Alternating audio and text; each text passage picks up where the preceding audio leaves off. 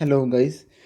Welcome to our next episode of this discussion of professional ethics question bank. Okay, अभी तक हमने कर लिए थे 105 क्वेश्चन. कल वाले उस तक मतलब एक तरह से हमारे 15x7 हो गए थे ना. हमारे एक तरह से 7 वीडियोस में हमारे 105 क्वेश्चन कवर हो गए थे. तो अभी आज करते हैं नेक्स्ट 15. उससे पहले ना एक ये समरी बनाई थी मैंने. एक इस क्वेश्चन की थी शायद समरी 102 की समरी थी. हाँ, क्वेश्चन 102 की एक तरह से समरी है ये.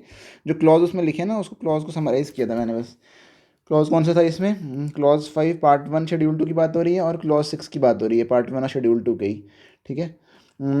उसमें क्या क्या था इसमें? हाँ, पार्ट 5 में था कि एक तरह से वो मटेरियल फैक्ट डिस्क्लोज नहीं करता, और पार्ट 6 में था कि मटेरियल मिसस्टेटमेंट. क्योंकि मैंने ऐसे याद किया था ना कि पहले तो सीसीसी था, सीसीसी से कॉन्फिडेंशियलिटी और कॉन्ट्रावेंशन, और था हमारा कंटीजेंसी वाला था. अगर उसके ऊपर देता है वो एक तरह से अपने कंटीजेंट्स कोई इवेंट है उसके ऊपर रिपोर्ट दे देता है, सर्टिफिकेट दे देता है. ठीक है. ठीक है, इन दोनों में शायद यही है, मतलब कॉन्फिडेंशियलिटी पहले है शायद. हाँ, फिर है कॉन्ट्रावेंशन, या पहले कॉन्ट्रावेंशन है कॉन्फिडेंशियलिटी है. इसमें मुझे कन्फ्यूजन है, मतलब एक बार आप भी कंफर्म कर लेना. तो ये पहले 3 सी वाले हैं.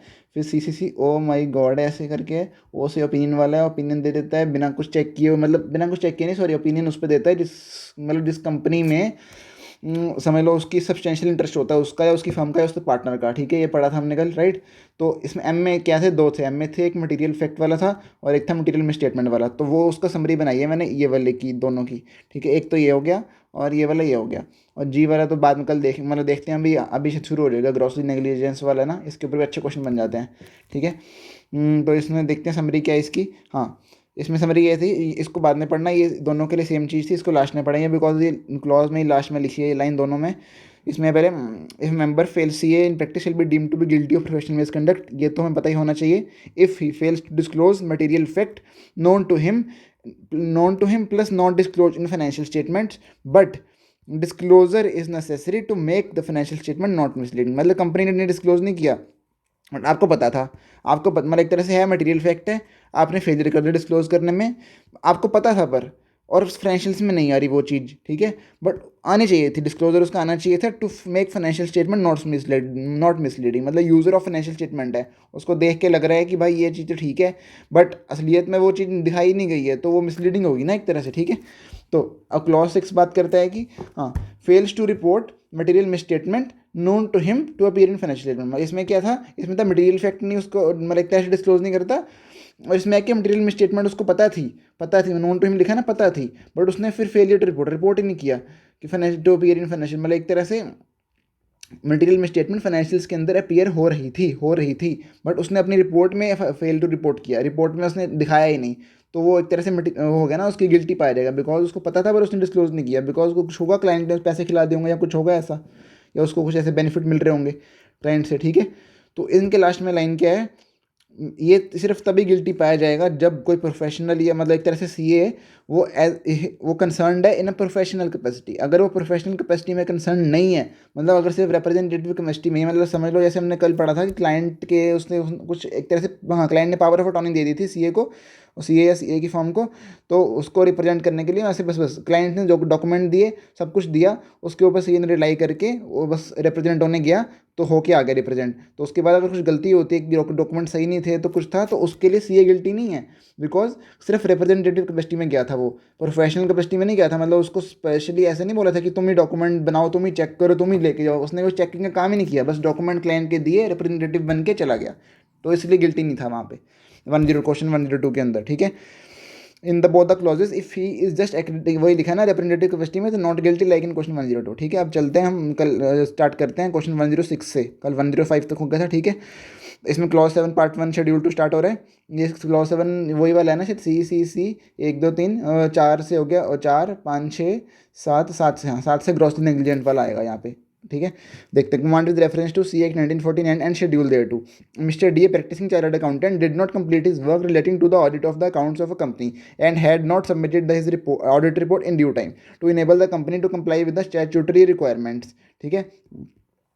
नॉट फिर इसमें आंसर पढ़ते हैं, not accessing due diligence as per clause seven एक सेकंड, हाँ as per clause 7 part 1 second schedule to C act 1949 C in practice shall be deem to be guilty of professional misconduct if it does not exercise due diligence और grossly negligent in the conduct of his professional duties, ठीक है।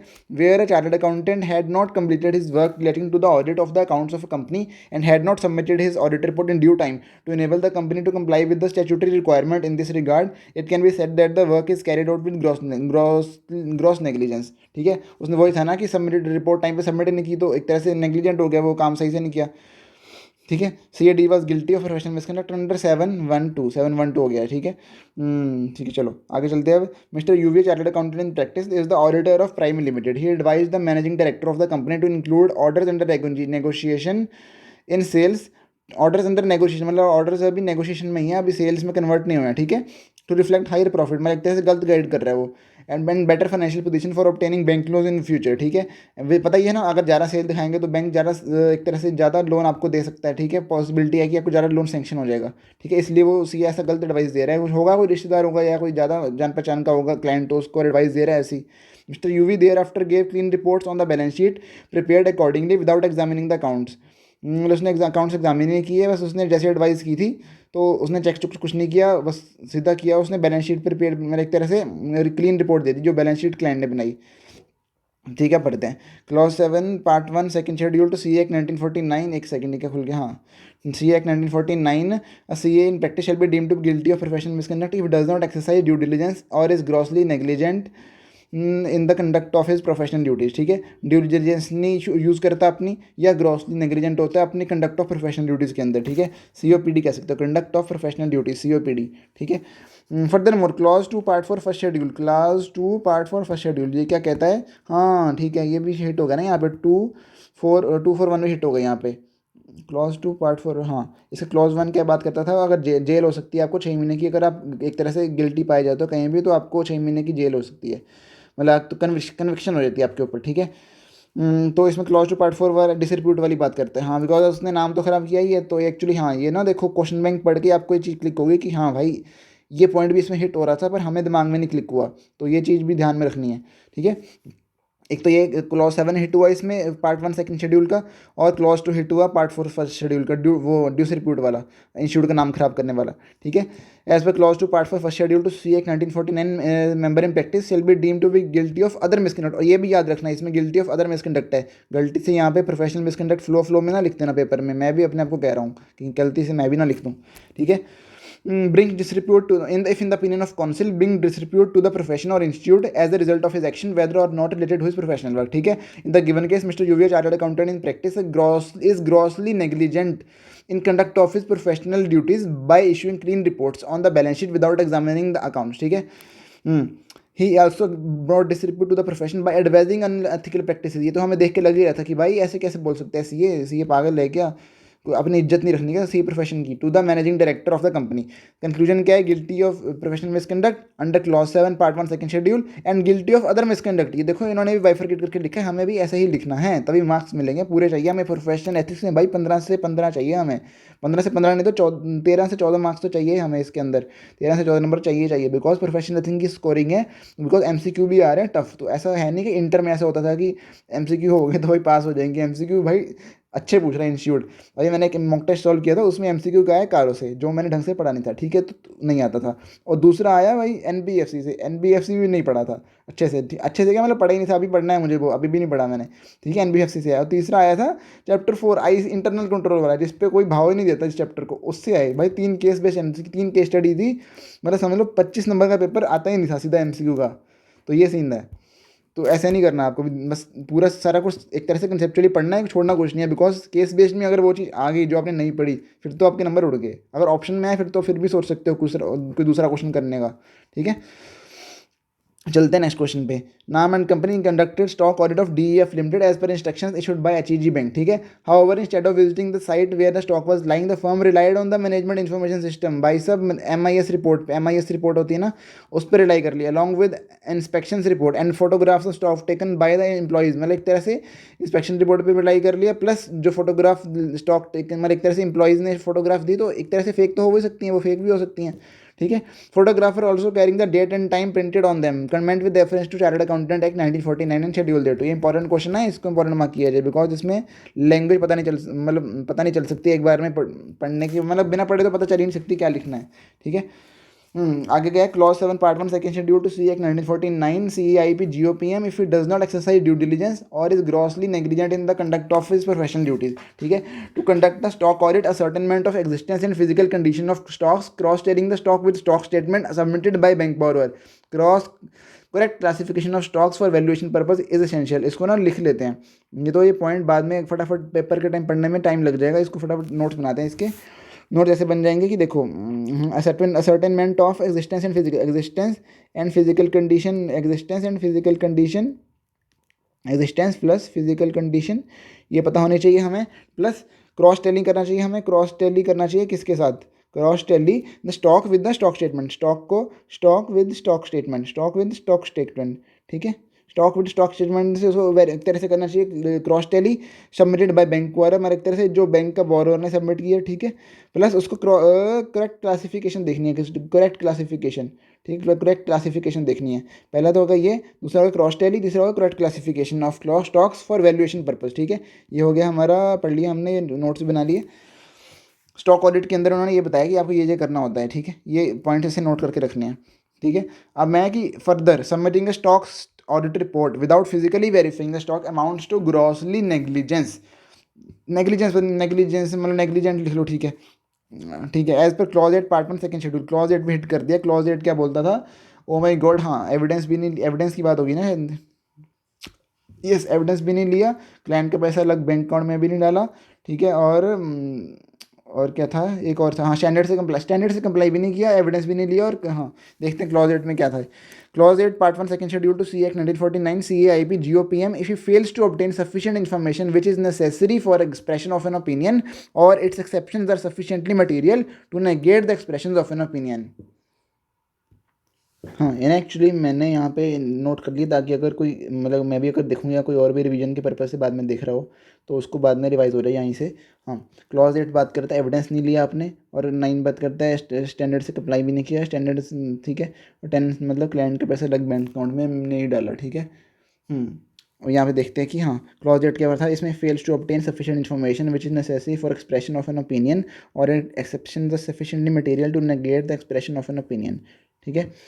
In the given case, CA Naam and company did not exercise due diligence and is grossly negligent in the conduct of his professional duties. Since he did not visit the site where the stock was lying and instead the firm relied on the MIS report along with the inspection report and मतलब एक तरह से वही है ना, उसने evidence नहीं लिया ना ढंग से, तो मतलब एक तरह से उस पर सिर्फ रिलाई कर लिया, कोई मांगा ही नहीं कुछ डॉक्यूमेंट, जाके जैसे उन्होंने लिखा था ना स्टॉक ऑडिट के लिए आपको एग्जिस्टेंस चेक करनी है, क्रॉस टैली करना है, प्लस आपको करेक्ट ये एक तरह से करेक्ट क्लासिफिकेशन हो रखी है वो चेक करना है, ठीक है। ठीक है, उसमें है कि along with the inspection report and photograph stock taken by employees which is incorrect, ठीक है। देयरफॉर नाम and company is guilty of professional misconduct under clause 7 and clause 8 of part 1 of second schedule to C act 1949 due to the reason that stock audit is being done without examination of related records and failure to exercise due diligence and failure to obtain necessary information, ठीक है। एक तरह से वो है कि यहाँ पे देखो ना ये चीज़ जो लिखी है विदाउट एग्जामिनिंग, ये हो गया स्टैंड, मतलब एक तरह से एविडेंस नहीं लिया, मतलब ग्रॉस नेग्लिजेंट में दोनों में ही आ गए, एक तो ये तो कॉमन पॉइंट हो गया, ये हो गया क्लॉज 7 वाला, ये हो गया क्लॉज 8 वाला एविडेंस नहीं लिया, ये हो गया आपका ड्यू डिलीजेंस और ग्रॉसली नेग्लिजेंट वाला। बट यहाँ पे हम मेनली ड्यू डिलीजेंस के बारे में लिखेंगे बिकॉज ग्रॉसली नेग्लिजेंट का सिर्फ यहाँ पे लैंग्वेज में लिखेंगे। चलते हैं नेक्स्ट क्वेश्चन में। The cashier of the company committed a fraud and absconded with the proceeds thereof, इसका मैंने लिखा हुआ है language of answer is very good, ठीक है। तो फिर ध्यान से पढ़ते हैं इसको। Absconded with the proceed thereof, ठीक है, फ्रॉड किया कंपनी कैशियर ने। Chief accountant of the company also did not know when the fraud had occurred, ठीक है। In the course of the auditor failed to discover the fraud after the audit was completed, however the fraud was discovered by chief accountant, chief accountant ने ढूंढा आके एक तरह से audit होने के बाद। Investigation on made at that time indicate that the auditor did not exercise proper skill and care and performed his work in a dilatory and haphazard manner, मतलब बिल्कुल ही वाहिया तरीके से काम किया, कोई कुछ नहीं किया ढंग से उसने। With this background the directors of the company intended to file disciplinary proceedings against the auditor, ठीक है। Comment with reference to the C act 1949 and schedule thereto. Auditor के तो लग गए भाई, डिसिप्लिनरी कमेटी के पास जाएंगे हम, वो खत्म ऑडिटर। इसमें भी ये लिखा है इन्होंने एक तरह से, you are the stat auditor of Speed Limited PSU for the year 23-24 in the course of your audit. मतलब PSU ऑडिट का मुझे यहाँ पे लग रहा है PSU ऑडिट, ठीक है, मतलब ये CAG का बंदा होगा ना, जो PSU के चैप्टर में लिखा है कि वहाँ पे सिर्फ मतलब एक तरह से CAG जिसको अपॉइंट करता है वही कर सकता है ना।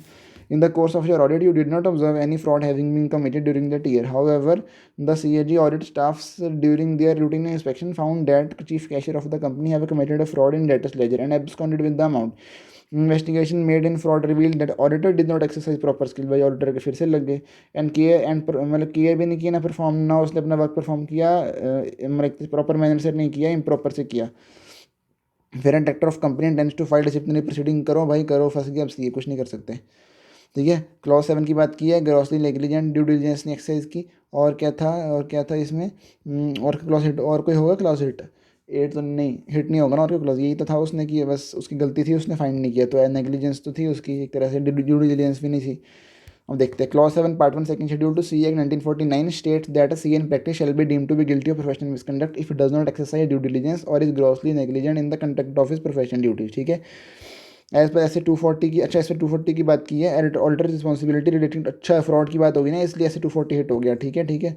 ये ध्यान रखना है हमें, जहाँ भी एक तरह से फ्रॉड वगैरह ऐसे कोई रिलेटेड बात होती है, मतलब ऐसे हमने ऊपर देखा था ऐसे, कौन सा ऐसे था, ऐसे 200 था ना ओवरऑल ऑब्जेक्टिव, जब कॉन्फिडेंशियलिटी की बात हुई थी, जो शायद क्लॉज 1 मतलब 1-1-2 के अंदर जो हम थे वहाँ पे बात हुई थी ना शायद कॉन्फिडेंशियलिटी, वहाँ पे ऐसे 200 का रेफरेंस आया था।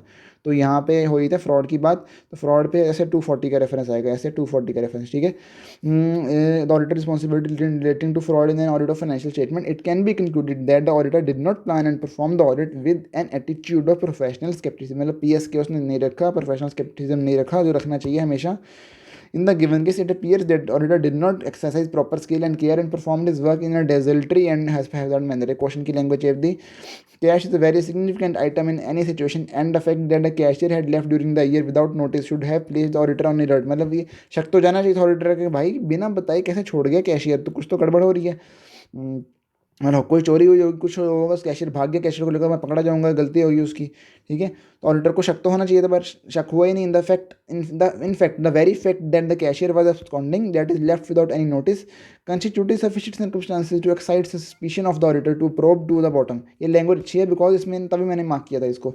इन्होंने लिखा है very fact that cashier was absconding, मतलब कैशियर भाग चुका था, and left without any notice, ये सफिशिएंट एविडेंस था कि ऑडिटर का शक जागे उसको लेकर, मतलब एक तरह से चेकिंग को डिटेल में करने का शक जागे, चेकिंग को घुस के जाके डिटेल में चेक करने का शक जागे, ये उसके लिए सफिशिएंट एविडेंस था, बट ऑडिटर ने नहीं किया, तो ऑडिटर गिल्टी है।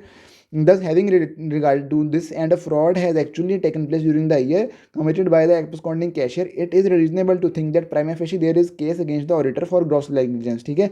Thus, such instances require reference to the disciplinary committee of the council of the institute because first, ठीक है, वो guilty है, फंस गया और क्या, वही सॉरी एकदम क्या हो गया ये, हाँ अभी यहाँ पे थे ना, हाँ गिल्टी है, ठीक है। चलो नेक्स्ट क्वेश्चन पे, comment with reference to CA Act 1949 and schedule thereto, Agam man private limited requested CA Sheetal practising chartered accountant to digitally sign the form related to resignation of mister Rohit. Okay, company ने request किया CA Sheetal को, CA शीतल कौन है, जो भी है CA है, ठीक है। उसको बोल दिया कि डिजिटली साइन कर दो आप हमारा डॉक्यूमेंट, रेजिग्नेशन है जो उसको साइन कर दो, मिस्टर रोहित का रेजिग्नेशन है उसको डिजिटली साइन कर दो, along with copy of resignation letter to be uploaded on the website of ROC की हमें मतलब एक तरह से उस पर शायद चाहिए वो, हाँ होता है ना शायद ऐसी रिक्वायरमेंट की डायरेक्टर अगर रिज़ाइन कर रहा है तो उस पर CA के शायद साइन होते होंगे, ऐसा कुछ होता होगा, तो इसलिए उन्होंने बोला CA के साइन कर दो। तो फिर क्या किया इन्होंने, signature of mister Rohit was simply copy and pasted by another director of company and CA Sheetal without, मतलब एक तरह से जो भी ये था ना डॉक्यूमेंट उसके ऊपर साइन जो एक तरह से लगाए हुए थे रोहित के, वो फेक साइन थे, मतलब एक तरह से कॉपी पेस्ट किए हुए थे, जैसे हम ऑफिस में करते ही थे, हमारे प्रिंसिपल करवाते थे खुद ही, भाई कोई नहीं उठा के कॉपी पेस्ट कट पेस्ट करके कर दो स्निप एंड स्केच से, ठीक है। वो गलत चीज़ है, ठीक है, क्या कर सकते हैं, प्रिंसिपल को बोल थोड़ी सकते हैं कुछ, ठीक है। तो ऐसे करते थे। उसमें क्या था, CA Sheetal without verifying the genuineness of the resignation letter, मतलब उसने चेक नहीं किया कि कुछ गड़बड़ है कि नहीं, चुपचाप से डिजिटली साइन कर दिए and form was uploaded on the website of ROC। शीतल ये क्या कर दिया आपने, फंस गया आपकी, बिकॉज आपने ड्यू डिलिजेंस नहीं लगाई, आप देख के लग रहा है कि ढंग से काम ही नहीं किया CA ने, जल्दी जल्दी में बस पैसा लेने के लिए साइन कर दिए, बस 4-5 हज़ार रुपये कुछ मिले होंगे उसके लिए, बस ऐसे ही कर दिया, ठीक है। Clause 7 part 1 second schedule to C act 1949 C I P G O P M if it does not exercise due diligence और is grossly negligent in the conduct of his professional duties, C O P D conduct of professional duties. ठीक है। In the given case, company requested C.S. Sheetal, a practicing chartered accountant, to digitally sign the form related to resignation of Mr. Rohit, one of the director of company, along with the copy of resignation letter to be uploaded on the website of ROC. The signature of Mr. Rohit was simply copied and pasted by another director of company. ठीक है।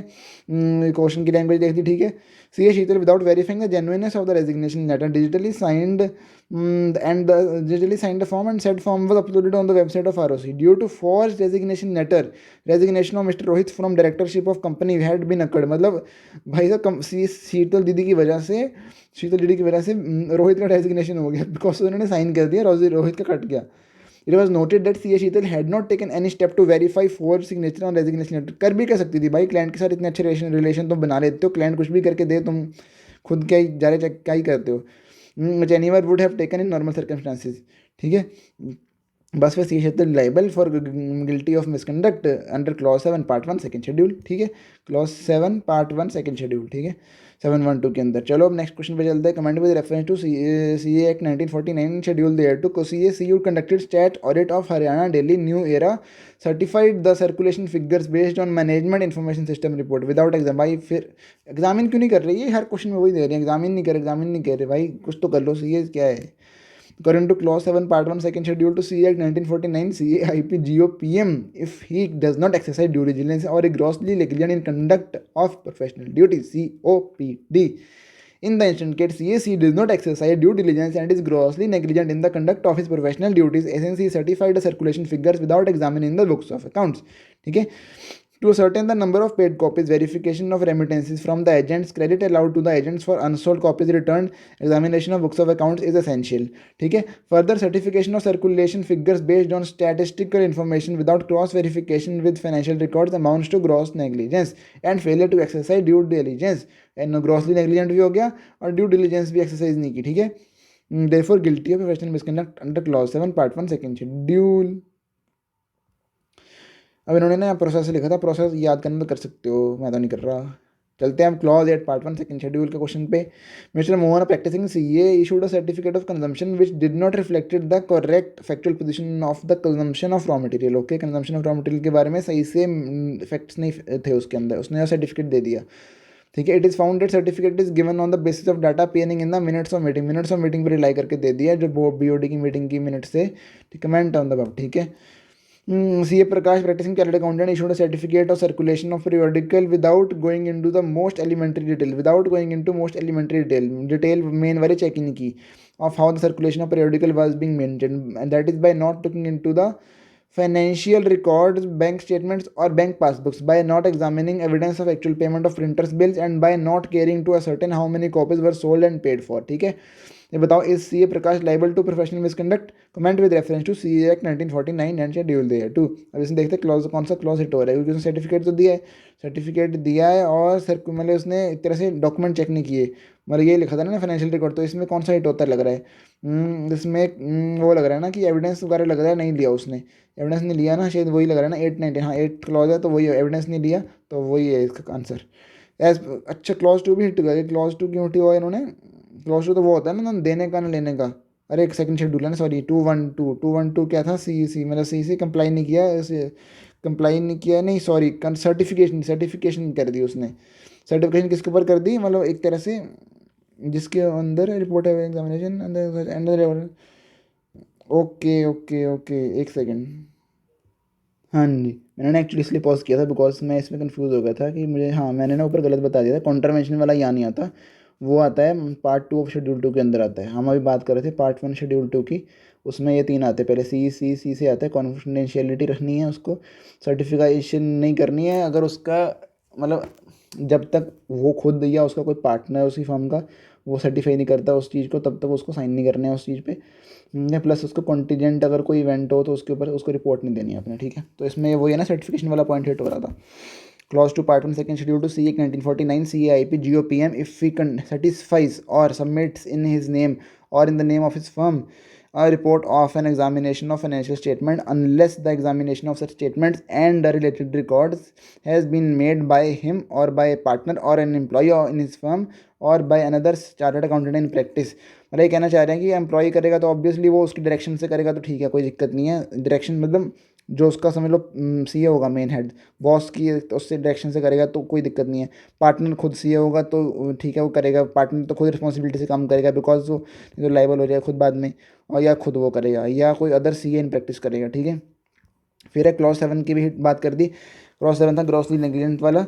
हाँ, because उसने वो था ना कि सही से चेक नहीं किया तो नेग्लिजेंट तो था ही, डिलीजेंस तो दिखाई नहीं उसने, ठीक है। Clause 7 part 1 second schedule to C act 1949 C I P G O P M if it does not exercise due diligence और grossly negligent in the conduct of his professional duties, ठीक है। Clause 8 part 1 भी hit हुआ कि C I P G O P M if you fails to obtain sufficient information which is necessary for expression of an opinion और its exceptions are sufficiently material to negate the expression of an opinion और exceptions are sufficiently material to negate the expression of an opinion. इसका भी important mark किया हुआ है ना, yes, because and time में पढ़ना बहुत जरूरी है। In the present case, Mr. Prakash did not exercise due diligence and is grossly negligent in the conduct of his professional duties, ठीक है, since he certified the circulation figures without the examination of records and other required documents, ठीक है। He should not express his opinion before obtaining the required data and information, ठीक है। As an auditor ought to have verified the basic records, ठीक है, and such as print order, printer's bill, number of copies sold and paid for, number of copies returned unsold, and to ensure the correctness of circulation figures, ठीक है। चलो, C A Prakash will be guilty of professional misconduct under 2, 7, 8 of part 1 और second schedule. ये important है because इसमें इतने clause hit हो रहे हैं, मतलब इतने कई बार दिमाग में आता नहीं है कि ये भी हिट हो सकता है इसके अंदर, ठीक है। नेक्स्ट क्वेश्चन पे चलते हैं। Mister Anjila chartered accountant was the auditor of A limited during the financial year 23-24 the investment appeared in the balance sheet of the company at 10 lakh and was the same amount in the last year, ठीक है। Later on it was found that the value of companies investment were only 25,000, मतलब इतनी ज़्यादा inflate कर रखी थी, ठीक है। And the value of wise inflated for the purpose of obtaining high amount of bank interest. उसमें था ना ऊपर क्वेश्चन में कि सीए ने एडवाइस किया था, उसमें सीए ने एडवाइस तो नहीं किया बट हाँ था उसने, तो ऑडिटर की गलती पाई जाएगी बिकॉज उसने चेक नहीं किया होगा रिकॉर्ड्स, मतलब एविडेंस नहीं लिया ना कि किस बेसिस पे आपने इन्वेस्टमेंट दिखाई है, यही गलती होगी मुझे लग रहा है। ये भी सेम क्वेश्चन है, अमाउंट चेंज है बस, ठीक है। एज पे क्लॉज 2 पार्ट 1 सेकंड शेड्यूल, क्या है पार्ट 2 पार्ट 1 सेकंड शेड्यूल में लगता है हिट हो गया बिकॉज उसने क्या किया, इन द बैलेंस शीट, हाँ वही है ना, अगर उसने रिकॉर्ड चेक ही नहीं किया तो सर्टिफाई कैसे कर दिया, ठीक है। मतलब ऑडिटर था तो ऑडिटर उसने बिकॉज उसने सर्टिफाई रिपोर्ट तो दी होगी, तो रिपोर्ट कैसे दे दी उसने बिना चेक किए अंडरलाइंग रिकॉर्ड्स को, ठीक है। Clause 2 part 1 second schedule to C act 1949 C I P G O P M if he certifies और सबमिट्स इन हिज नेम और in the name of his firm a report of an examination of financial statements, report of, इसको ना mark करते हैं, report of an examination of financial statement, ऊपर भी था ना, इसको मार्क करते हैं, रुको, report on examination, report of examination of financial statement unless, unless क्या मतलब, unless examination is has been conducted and examination of such statements and related records has been made by him और बाय ए पार्टनर और by an employee in his firm और by any other chartered accountant in practice, ठीक है। Clause 7 hit हुआ इसमें, इसमें भी 3 clause hit हुआ है same to same, okay. Clause 7 क्यों हिट हुआ, बिकॉज उसने ग्रॉसली नेग्लिजेंट था, ओके। मतलब क्लॉज 7 क्लॉज 8 इकट्ठे हिट होंगे ही होंगे ऑलमोस्ट, बिकॉज ठीक है ना, बिकॉज अगर उसने रिकॉर्ड्स सही से मतलब मांगे नहीं, सफिशिएंट एक तरह से इन्फॉर्मेशन मांगी नहीं है ओपिनियन देने के लिए, तो ऑब्वियसली उसने डिलीजेंस तो नहीं किया, डिलीजेंस भी नहीं किया और नेग्लिजेंस भी दिखाई है कि उसने सही से डॉक्यूमेंट चेक नहीं किए, तो क्लॉज 8 के साथ क्लॉज 7 तो हिट होगा मुझे लग रहा है जहाँ भी आएगा, ठीक है। क्योंकि एक्स्ट्रा लिखने में कुछ नहीं जा रहा पेपर में, कम लिखोगे तो नंबर काटेंगे, एक्स्ट्रा लिखोगे तो ऐसे ज़्यादा से ज़्यादा काट देगा, उसके नंबर नहीं काटेगा, जब कम लिखोगे तो नंबर काट लेगा, तो इसलिए एक्स्ट्रा लिख के आने का। पता नहीं मेरे अंदर ए के सर की वाइब क्यों आ रही है उनकी तरह बोल रहा हूँ मैं थोड़ा थोड़ा। As per clause eight part 1 second schedule to C act 1949 C I P G O P M fails to obtain sufficient information it necessary for expression of an opinion और its exception the sufficiently material to negate the expression of an opinion, ठीक है।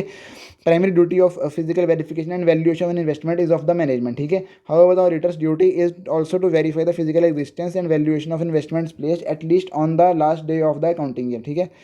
In case the auditor has simply relied on the management representation, the auditor has failed to perform his duty. Because उसने check ही नहीं किया document, तो भाई फंसोगे ना, तुमने document check नहीं किए, तुम सर्टिफाई कर रहे हो ऐसे, तो तुम्हारे लग गए। Mister Aniket will be held liable for professional misconduct under clause 2, 7, 8 of C part 1 of second schedule to C act 1949, ठीक है। चलते हैं नेक्स्ट क्वेश्चन पे, क्लॉज 9 पार्ट 1 सेकंड शेड्यूल पे क्वेश्चन आ गया अभी। क्लॉज 9 वही वाला है ना। क्लॉज 9 क्या बात करता है, हाँ स्टैंडर्ड से कंप्लाई नहीं किया। देखते हैं हम क्या है इसमें question. CA K qualified as chartered accountant and started practice as proprietor in the name of messrs K associates in the year 2017 and 2018। ठीक है। LST limited listed entity appointed messrs K and associates as statutory auditor for the year ended 31 March 2023। ठीक है। CA K sign the balance sheet of LST limited for the year ended 31 March 23 on 14 मई 23। ठीक है। क्या था, फिर से पढ़ते रुको, मैं क्वेश्चन पूरे ढंग से पढ़ा नहीं मैंने। CA K qualified CA practice start की प्रोप्राइटर इस नेम पे। ठीक है। 17-18 में LST लिमिटेड जो लिस्टेड क्वांटिटी है उसका एक तरह से उन्होंने अपॉइंट किया इसको। ठीक है। State auditor for the year ended 31/20, मतलब एक तरह से उसको 18 के बाद 23 में जाके लिस्टेड एंटिटी का ऑडिट मिल गया। ठीक है। उसने साइन कर दी balance sheet for the year ended this on this date. ठीक है। Messrs K and associate never subject themselves to peer review. Peer review के लिए कभी असेस नहीं किया अपने आप को of the institute since it exception of the practice. ये गलत है ना, मतलब तुमने रूल्स का फॉलो नहीं किया। पीयर रिव्यू बिकॉज मैंडेटरी होता है, लिस्टेड एंटिटी अगर ऑडिट करते हो ना, पीयर रिव्यूज मैंडेटरी। ठीक है। Clause 9 part 1 second schedule to CA Act 1949 CAIP GOPM fails to invite attention to any material departure from the generally accepted procedure of audit applicable to circumstances. ठीक है। Standard से complain नहीं किया, मतलब वो ये ना एक तरह से स्टैंडर्ड जो बना रखे है इंस्टीट्यूट ने या IC ने बना रखे हैं, या एक तरह से पीयर रिव्यू के जो स्टैंडर्ड बना रखे रूल्स बने हुए हैं तो उसको फॉलो नहीं किया। Fails to invite attention to any material departure from the generally accepted procedure of audit applicable to the circumstances. ठीक है। Percent to SEBI notification state audit of listed companies under the company act 2013 shall be done only by those auditors who have subjected themselves to the peer review process of the institute। ठीक है। and hold a valid COP issued valid certificate issued by the peer review board. इसमें बताया एक certificate होता है, chapter 1 के अंदर लिखा हुआ है। इसका सर्टिफिकेट का नाम एक सेकंड में देख लेता हूँ। हाँ जी, तो इसको कहते हैं पीयर रिव्यू सर्टिफिकेट। इसमें एक तरह से जब तक अनक्वालिफाइड रिपोर्ट नहीं देता, पीयर रिव्यू बॉडी जो होती है, पीयर रिव्यू बॉडी होती है ना उनकी, वो जब तक अनक्वालिफाइड रिपोर्ट नहीं देती और ये सर्टिफिकेट नहीं देती तब तक वो कर नहीं सकते। ठीक है। ऑडिट नहीं कर सकते लिस्टेड एंटिटी का। ठीक है। In the given case CA K qualified at CA and started practice proprietor in the name of this and in the year this company listed entity appointed this firm as statutory auditor of the entity for this year. CA signed the balance sheet of LST Limited for the year this on this. Mr. K never subjected themselves to peer review process of the institute since its inception in the practice। ठीक है। CA feel guilty because of this clause। ठीक है। फटाफट पढ़ते हैं, time बहुत निकल गया। Film artists were going abroad for long shooting should deposited a sum of 20 lakh with a tax consultant practicing chartered accountant for payment of GST। ठीक है। monthly when they were due। Mr. G duly remitted all but one installments। He utilized the amount of installment which he did not pay to remit his own advance income tax। ठीक है। however while filing return मतलब एक तरह से उसने अपने income tax advance income tax होता है ना, उसको यूज़ कर लिया पे करने के लिए उसका पैसा। While filing the return of GST of this firm he duly remitted on her behalf the tax payable with interest. मतलब एक तरह से एक इंस्टॉलमेंट उसने पे नहीं की, उसको अपने लिए यूज़ कर लिया, बट बाद में क्या था जब इंटरेस्ट या उसके ऊपर लग के आया तो उसने विद इंटरेस्ट पे कर दिया उसको। ठीक है। आउट ऑफ मनी लाइंग मतलब अपने पैसे से पे कर दिया। He also bore for himself the interest due to shortfall in remittance of tax of his client. Comment on the above in regard to code of conduct. पिघल गया सी है, कोई एक्ट्रेस होगी ऐसी तो पिघल गया बेचारा। ठीक है। As per clause 10 part 1 second schedule to CA Act 1949 CAIP GOPM if he fails to keep monies of a client other than the fees or remuneration or money to be expended in a separate bank account or to use such monies for purposes for which they are intended within a reasonable time। ठीक है। in the given case G received sum of 20 lakh from client who is film artist for monthly installment payment of GST। this money should have been deposited in separate bank account but Mr. G utilized the amount of his last installment for his own advance tax payment, though he paid the same along with interest and bore the interest due to shortfall in remittance of tax of his client। ठीक है। Since Mr. G uses the client money for payment of personal taxes, he will be deemed to be guilty of professional misconduct under clause 10 part 1 of second schedule। ठीक है। अच्छा question है, मतलब ठीक है, अच्छा इतना भी नहीं है बट हाँ है अच्छा, इसको मार्क कर लेते हैं, ये थोड़ा इंपॉर्टेंट था। तो आगे चलते हैं। Next mister Messrs ABC chartered accountant receive 2 lakhs in July 23 from a client to pay advance tax। However the firm has used that money for its own purpose। guilty तो है ये, later on adjusted the same with outstanding fee payable। बहुत ही बढ़िया काम किया, outstanding फी थी उससे adjust कर लिया। वाह वाह मोदी जी वाह। Money of client to be deposited in a separate bank account as per clause 10 part 1 second schedule to CA Act 1949 CAIP GOPM if fails to keep monies of client other than the fees or remuneration or money to be expended in a separate bank account or to use such money for purposes for which they are intended within a reasonable time। ठीक है। Mr. ABC received the money in July 23 for payment of advance tax, hence it should be deposited in a separate bank account। ठीक है। Conclusion क्या है, guilty है उसने, because उसने आपने मतलब fail to keep the money and used it for his own purpose, therefore guilty of professional misconduct under clause 10(1)(2). ठीक है। Quant with reference to C act 1949 C sorry firm of chartered accountant received 22.8 lakh on behalf of client who has gone abroad and deposited the same in their bank account so that they can return the money to the client in July 20 when he is due to return to India। ठीक है, कुछ गलत नहीं लग रहा है इसमें तो। अमाउंट ऑफ एक उसने गलती की है, chartered account receive 22.8 lakh and who has gone abroad and deposited same in their. अच्छा, उसने अपने बैंक अकाउंट में डाल लिया ना, ये गलती कर दी, अपने में नहीं डालना था। Clause 10 part 1 second schedule to C act 1949 C I P GOPM if he fails to keep money of client other than the fees or remuneration or money meant to be expended separately, money meant to be expended in a separate bank account or to use such money for purposes for which they are intended within a reasonable time। ठीक है, the term reasonable would depend on the circumstances of the case। money which is intended to be spent within a reasonably short time need to be put in a separate bank account। Mister Madhusudan को डाल देना चाहिए था separate bank account में, उसने नहीं डाला, therefore guilty of professional misconduct. ये अच्छा क्वेश्चन है, मतलब मुझे लगा नहीं था गिल्टी होगा इसने, बट गिल्टी है। ठीक है, अब चलते हैं थर्ड लास्ट क्वेश्चन पे। CAN was appointed as the auditor of Jal Limited company has branches all over the state of Haryana। CAN in consultation with management decided to visit 6 out of 10 branches, मतलब 10 में से 6 के branches का audit करने के लिए decide कर लिया। Management decided to pay him advance of 2 lakh okay against the estimated expenses, मतलब 2.5 लाख एक्सपेंस होना है, मैनेजमेंट ने 2 लाख उसको दे दिए। ठीक है, to be conducted as part of services render. ठीक है, as agreed 2 lakhs were transfer to his bank account from which he met all the expenses. ठीक है, मतलब मुझे लग नहीं रहा इसमें गिल्टी होना चाहिए, बिकॉज उसने क्लाइंट ने उसको भेजे, उसने यूज़ कर लिए।